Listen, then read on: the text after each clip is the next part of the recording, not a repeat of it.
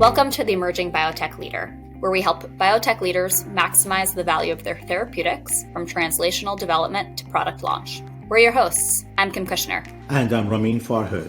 We are here to help you navigate the pitfalls of the biotech industry and illuminate the path forward. Welcome to today's episode of the Emerging Biotech Leader. I'm so glad to welcome my colleague Victoria Oswald, who's one of the co-leads of our clinical development subhub, where we're going to be discussing some of the key themes that came out of our last episode with the CEO of Astria Therapeutics, Jill Milne. We're going to be talking a lot about patient-centric drug development, what it means to embed that into company culture and building an organization, and some of the challenges in doing so. Victoria, welcome to the show.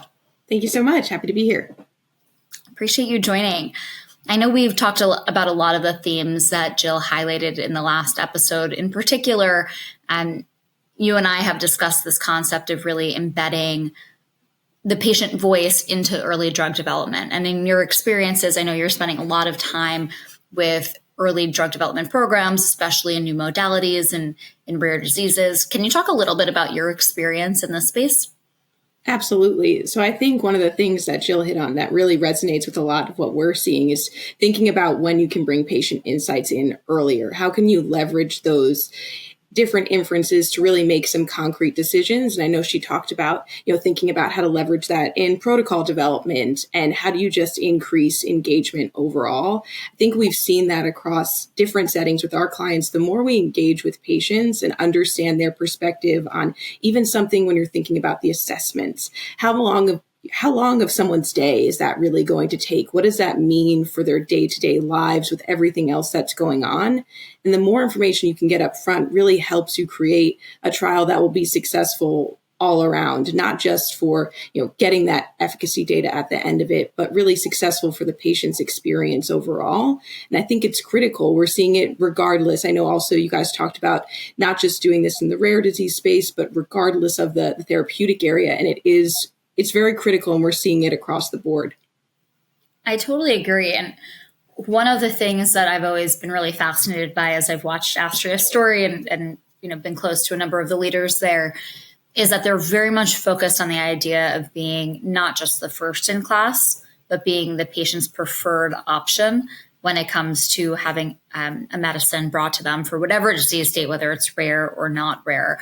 And I personally, at least from my own experience, don't feel like enough companies really talk about how do we make sure that this is a drug that patients really want to take versus one that can just pass regulatory muster or can get paid for or can get over the finish line.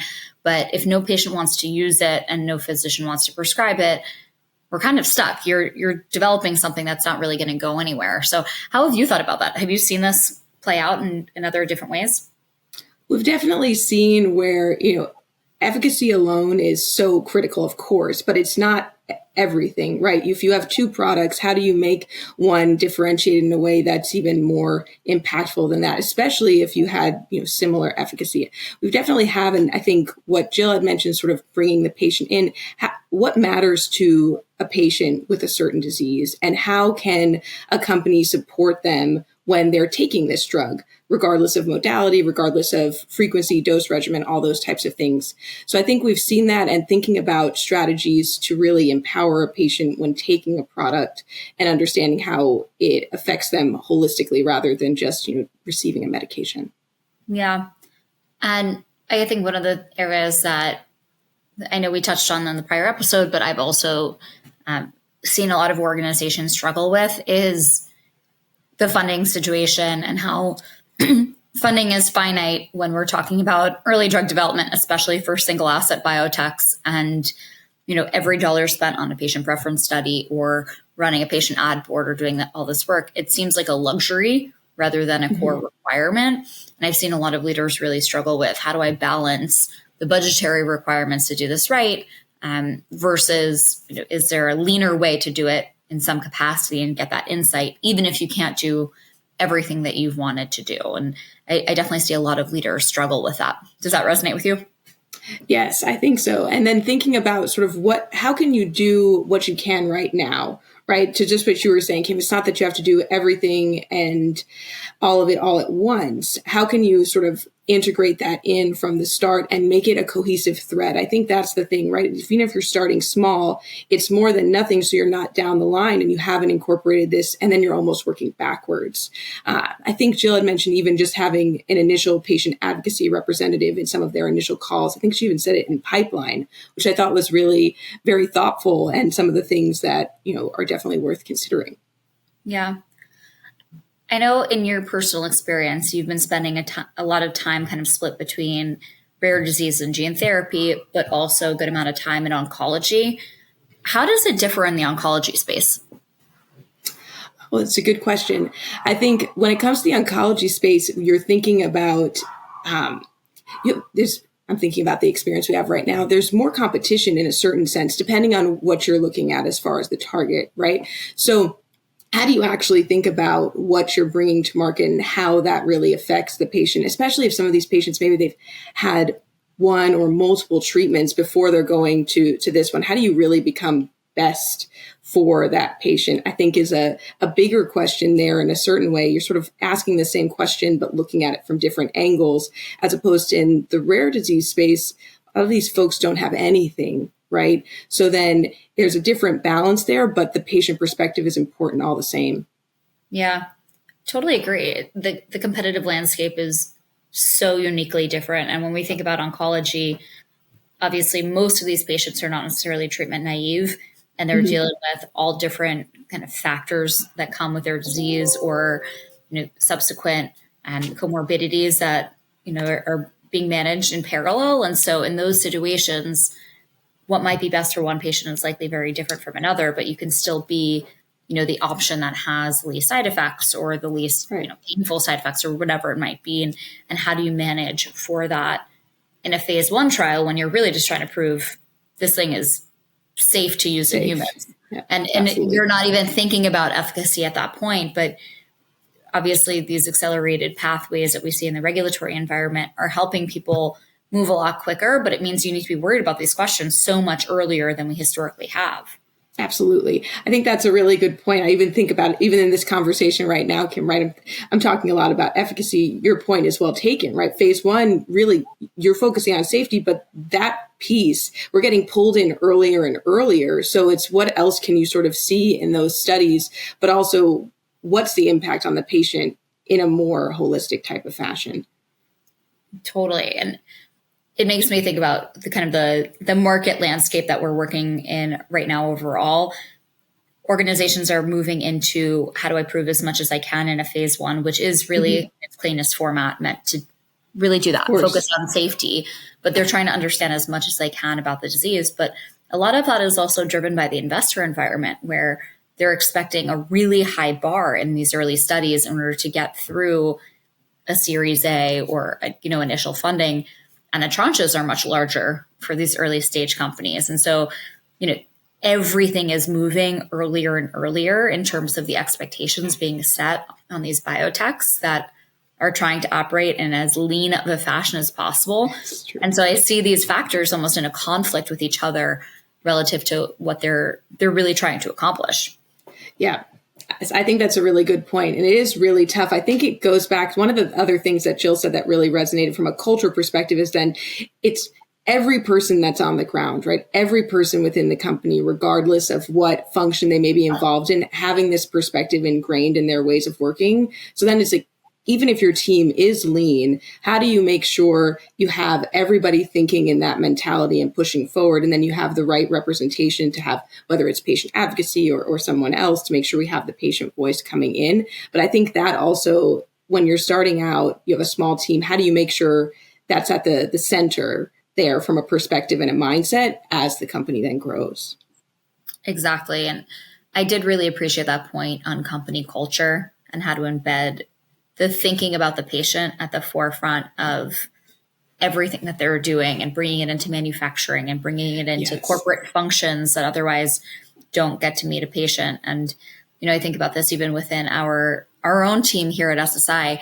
The more that we can talk to our internal functions about what's going on in the biotech organizations, and they have a better understanding and appreciation, the better we all are at doing our jobs. And I can only imagine the impact it could have to have somebody who's working on back end finance really understand what's going on in the disease state that they're all working so hard to move towards. And so even finding the small ways to bring that in on a day-to-day basis is transformational to the culture that they're developing. Absolutely.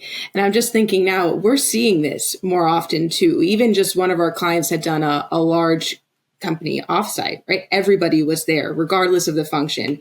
And one of the keynote speaker for this meeting was someone in the field that was able to speak to the patient's experiences and things along those lines. And I think it gives everybody a perspective that sometimes folks in different functions don't necessarily have exposure to. So making that more transparent for the whole team so everybody knows what you're really driving towards is really impactful. I totally agree. And as we're talking through this, as much as I think that that is such a critical piece, I also see some of the challenges as a leader on how to balance the points of view or people really understanding what they're seeing and hearing. And I think two areas come to mind as risks that leaders kind of need to think about, or maybe they're not risks, but considerations as you bring these patient voices in.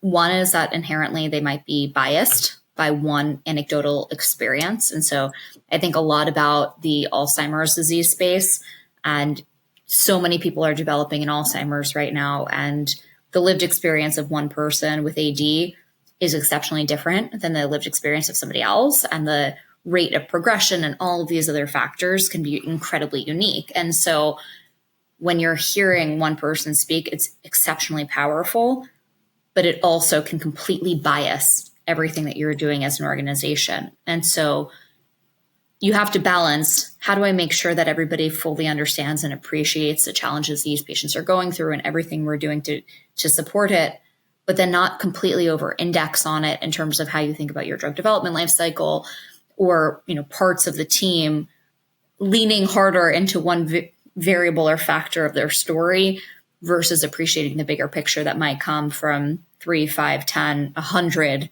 different perspectives that are really needed, especially in these very heterogeneous diseases. Absolutely. I think that's critical. And I think then having the combination of not just a patient lived experience, but also having the clinician's experience, the folks that are working with these patients, the advocacy, but then it comes to exactly your point. How do you balance that? It can expand very quickly, right? So how do you get the right balance? And I think it's something that continues to evolve, right? I think it's what can you absorb at the point in time that the company is right now, appreciating that you need to look at this from a multifaceted lens. Yeah. And that's one area I think we all have a lot to learn from rare and ultra rare disease. And I think it brings back to this initial point, bringing the patient voice in early is important.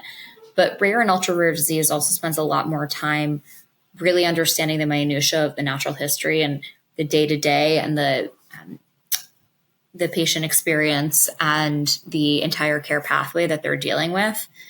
And often as we move into diseases that are a little bit at least more understood from a care pathway perspective, maybe not as understood as from the mechanism of disease, thinking, ALS, AD, a lot of these broader neurodegenerative diseases, we're still struggling with bringing that forward. It's really been a tough balance for a lot of organizations to really think about, how do I bring that patient voice in, but how do I pull it all together in a meaningful way? Absolutely. And I think it will continue to be something that learning from others, how they're doing it, how they're pulling different threads will be really helpful. I think it's something that we can build upon together, but it will always be a balance, right? It will always be a bit of a challenge because there's priorities that need to be thought about. But I think thinking in the bigger picture, maybe it's expanding a little bit more in an area like patient advocacy or understanding things along those lines earlier. So you sort of get ahead sooner, right? It may feel like it's a lot up front, but then it could streamline things a little bit more so down the line. Like if we're thinking about the protocol development, how do we manage what that looks like?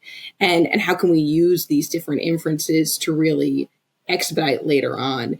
There's all of those sort of trade-offs too. So definitely not an easy thing to be balancing, but always a really interesting conversation.